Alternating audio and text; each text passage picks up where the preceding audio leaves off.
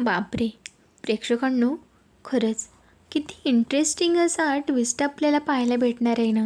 मुळात म्हणजे चक्क हळदीच्या दिवशी आपापल्या भावंडांसाठी किती मोठा त्याग केला आहे. खरंच एवढा मोठा जय खानोलकर, पण त्याने आपल्या भावाचं लग्न त्याच्या आवडत्या व्यक्तीशी व्हावं यासाठी किती तो अट्टास केला आहे. खरं म्हणजे किती मोठं सॅक्रिफायसेस म्हणावं लागेल. कारण जय खानोलकर अगदी स्वतःचे नियम कधीही न मोडणाऱ्या भावासाठी किती आणि काय काय नियम मोडतोय. आता मात्र चक्क इकडे त्यांच्या घरी म्हणजेच शर्वरीच्या घरी घेऊन गेलेला असतो तो म्हणजे गौतमला. आता हळद वगैरे सगळं त्यांच्या मनासारखी झाली. पण प्रेक्षकांनो, खरा ट्विस्ट मात्र पुढे असणार आहे. ते म्हणजे आता जो गौतम असतो, ज्या गौतमचं आसावरीसोबत लग्न ठरले, तो गौतमचा खरा चेहरा मात्र सगळ्यांच्या समोर आणणार आहे. तो म्हणजे जय. ऑलरेडी त्याचं लग्न झालेलं आहे आणि त्याने अशा कित्येक मुलींना फसवले. मुळात म्हणजे सध्यासुद्धा त्याच्यासोबत त्याची बायको राहती. आता त्यासोबतसुद्धा तो काहीतरी वेडंवाकडं करण्याच्या नादात आहे. मुळात म्हणजे त्या बिचारीला काहीच माहीत नाही.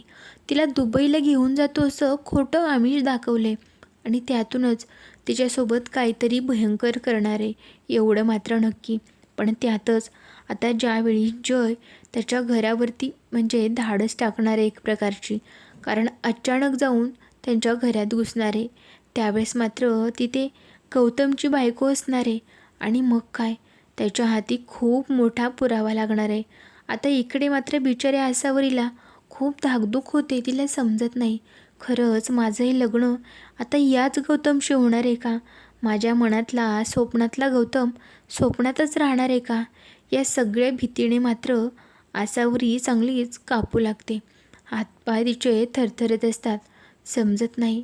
इकडे मात्र शर्वरी तिला धीर देण्याचा प्रयत्न करते की आशुताई, तू नकोस टेन्शन घेऊ. अगं, तुला सांगितलंय ना, तुझं लग्न गौतमशीच होणार.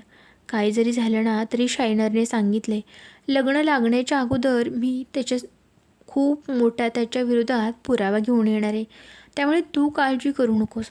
पण इकडे मात्र आसावरीला भीती वाटते. अगं, लग्नाचा मुहूर्त जवळ आला आहे, किती वेळ लागणार आहे आणखीन, आणि लग्न जर लागलं तर नंतर आपण काहीच नाही करू शकणार. पण प्रेक्षकांनो, तेवढं काहीच होणार नाही. खरंच तुम्हालाही वाटतंय ना की या गौतमचा खोटारडा चेहरा सगळ्यांच्या समोर यावा आणि इथे या शर्वरीवरती ज्या आईने म्हणजे तिच्या आईने हात उचलला, अगदी खरंच त्यांचं त्यांच्या ठिकाणी बरोबरच आहेत. पण आता जेव्हा त्यांना समजणार आहे की आपल्या मुलीचं ज्या मुलाशी लग्न लावून देत होतो तो मुलगा किती फ्रॉड आहे, किती मुलींना त्याने फसवले, आणि त्यावेळेस मात्र त्यांचेसुद्धा खाडकन असे डोळे उघडणार आहेत. पण हे पाहणं खूप इंटरेस्टिंग असणार आहे. कशा पद्धतीने जयने गौतमबद्दल खूप पुरावे गोळा केलेत आणि कशा पद्धतीने त्याचा खरा चेहरा सगळ्यांच्या समोर आणला आहे, हे सगळंच पाहणं खूपच इंटरेस्टिंग आणि कमालीचं असणार आहे बरं का. त्यासाठी व्हिडिओ स्किप करू नका, शेवटपर्यंत पाहत राहा.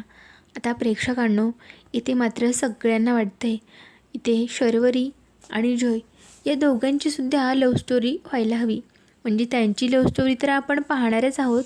आता कुठेतरी इकडे भावंडांना एकत्र आणण्याच्या निमित्ताने या दोघांमध्ये बोलणं वाढत चाललं आहे आणि त्यातूनच जयच्या वागण्यातसुद्धा खूप सारा फरक पडला आहे.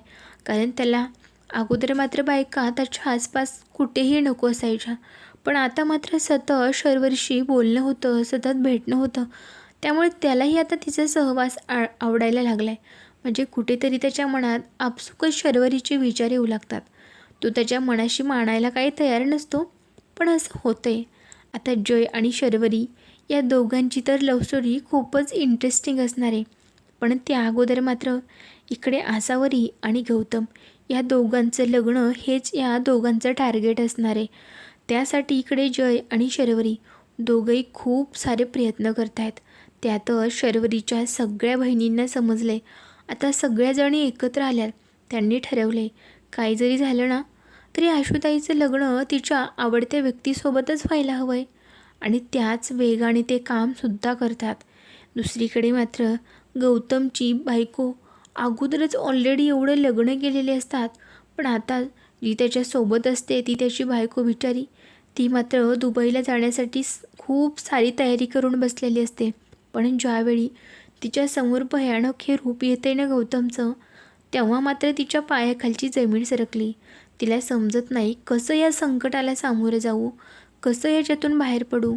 पण आता त्याच वेळी मात्र जय अगदी देवासारखा तिला मदतीला धावून येणार आहे. कारण जय जय आणि त्याची काही माणसं इकडे गौतमची सगळी कुंडली काढत असतात. नक्की काय करतो, कुठे जातो, काय काम करतो, सगळं सगळं. आणि त्यातच त्यांना समजतं की त्याची बायकोसुद्धा आहे. ते एका रूमवरती राहतात. आणि त्यावेळेस मात्र जयला खूप मोठा पुरावा सापडतो. इकडे बिचारा गौतम, तो मात्र टेन्शनमध्ये असतो की दादा गेलाय खरा, म्हणालाय की काहीतरी खूप ठोस आणि मोठा असा पुरावा घेऊन येईल. पण खरंच जर तसं झालं नाही तर तर काय होणार आहे? आशूचं मात्र त्या गौतमशीच लग्न होईल. आणि खरंच मला हे सगळं नाही बघवणार. मी सगळं कसं फेस करू नाही समजत. खूप टेन्शनमध्ये आलेलं आहे. पण प्रेक्षकांनो, मला तरी वाटतं इथे गौतमचा खरा चेहरा जय मात्र लग्न लागण्याच्या अगोदरच त्यांच्यासमोर आणणार आहे. आणि खरंच असंच व्हायला हवं आहे. मुळात म्हणजे मालिकेत सध्या तो ट्विस्ट चाललेला आहे ना, ते खूप खराब आहे. कारण गौतमच्या खूप वाईट वागणूक दाखवल्यात. त्यातच मुलींबद्दलचं त्याचे विचार, त्यांच्याबरोबरची जी कृती आहे ती खूप वाईट पद्धतीने दाखवलेली. त्यामुळे गौतमचा खरा चेहरा तर समोर आणायलाच पाहिजे. आणि त्यातच त्याला शिक्षासुद्धा व्हायला हवी. आता इकडे मात्र बिचाऱ्या शर्वरीचे आई बाबा प्रचंड खुश असतात. कारण त्यांच्या मुलीचं लग्न आहे आणि घरातलं पहिलंच लग्न कार्य आहे. पण इकडे शर्वरीचे बाबा मात्र सतत डोळ्यातून अश्रू वाळत असतात. कारण त्यांना कुठेतरी एक मनात धाकधूक असते की माझी मुलगी लहानाची मोठी कधी झाली समजलंच नाही.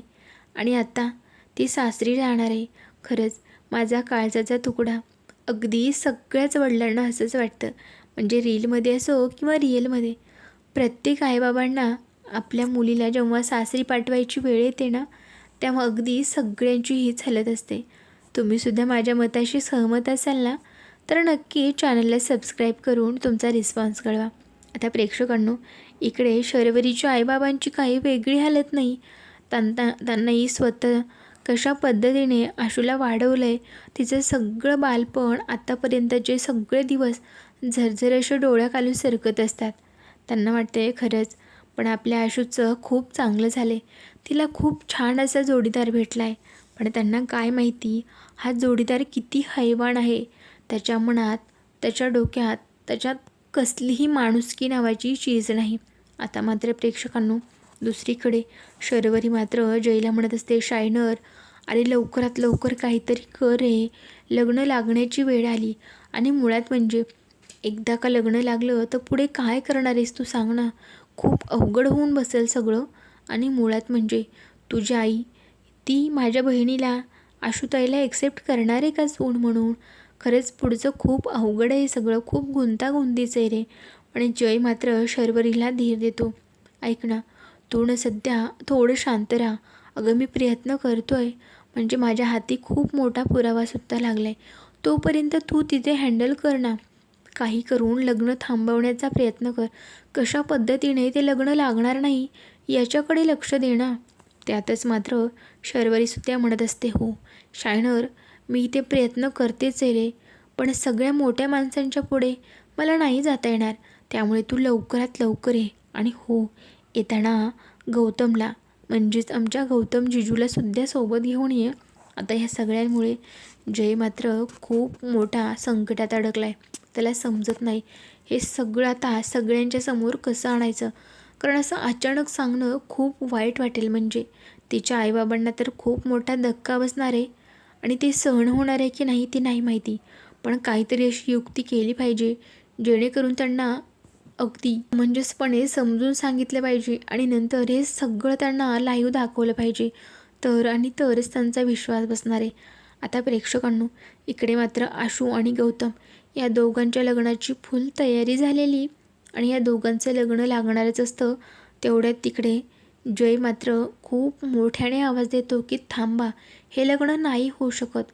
आणि त्याच्याकडे मात्र सगळे अगदी शून्य नजरेने पाहत असतात. असं काय झाले? अचानक लग्न का थांबवतोय? आणि पुढे मात्र जे झालंय, जे होणार आहे, हे सगळं बघून मात्र खूप सगळ्यांना आश्चर्याचा धक्का बसणार आहे. इथून गौतम मात्र काढता पाय घेण्याचा प्रयत्न करतोय, पण तो मात्र जय, तो या गौतमला चांगलंच वेठीस धरून ठेवतो. आता पुढे कशा पद्धतीने गौतमला शिक्षा होणार आहे, नक्की पुढे काय घडणार आहे आणि खरेच तुम्हाला काय वाटतंय? हे मालिकेमध्ये सध्या जो ट्विस्ट आला आहे ते म्हणजे गौतम आणि इकडे आसावरी या दोघांचं लग्न होणार आहे. खरंच तुम्हालाही ही जोडी मनापासून आवडते का? आवडत असेल तर नक्की सबस्क्राईब करून रिस्पॉन्स कळवा. आणि असेच नवनवीन अपडेट जाणून घेण्यासाठी चॅनलशी कनेक्ट राहा आणि सबस्क्राईब करायला अजिबात विसरू नका.